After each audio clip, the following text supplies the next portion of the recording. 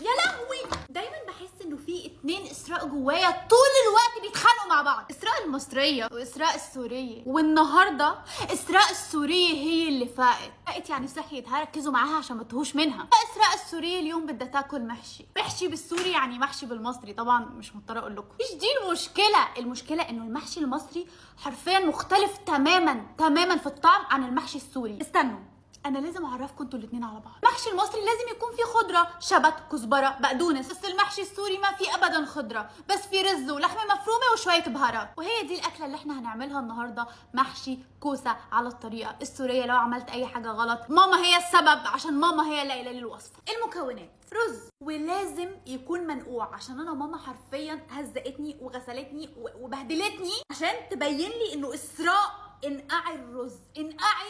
حط بقى على الرز لحمه مفرومه. معلش يا جماعه المصريين اللي بيتفرجوا، انا عارفه ان هي حاجه غريبه جدا بالنسبه لخلطه المحشي، بس استحملوا والله طعمها حلو في الاخر. هقلب كل الحشوه دي دلوقتي مع البهارات وهبتدي احشي الكوسه. ودلوقتي هقدم لكم نجمه اليوم، الكوسه اللي انا شارياها متقوره جاهزه. انا اسفه يا ماما لو مصدومه فيا، بس انا ما بعرفش اقور كوسه. دلوقتي لازم نقور ايه؟ نحشي.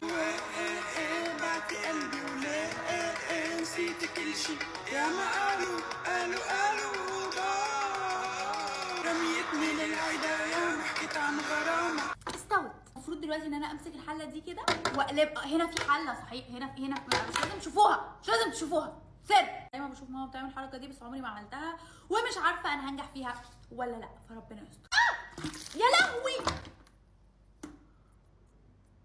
كل حاجه بهدلت الدنيا، رميت في كل حاجه. هنشوف. شكلك حلو بس مش مبرر للي حصل، مش مبرر للبهدله اللي حصلت خالص. لا ومش بس كده، انا كمان عملت بتنجان وفلفل. ريحه المحشي ده بالذات اللي هو المحشي السوري بتاثر فيا قوي لما بشمها، عشان بشم ريحه بيت تيتا الله يرحمها. عشان في سوريا كانت دايما تيتا تطبخ الاكله دي وريحتها تملى البيت كله. يا رب تكون طعمها زي اللي تيتا كانت بتعملها.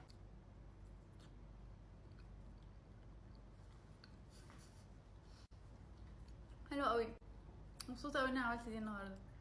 لازم تجربوها، رح تعجبكم كتير.